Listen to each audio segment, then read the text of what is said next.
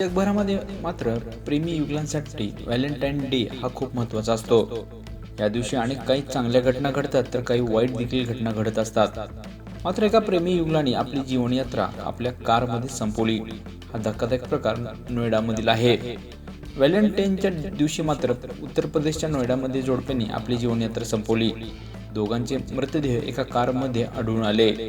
Noida sector 39 मधील 107 road परिसरामध्ये हा धक्कादायक प्रकार पाहायला भेटला.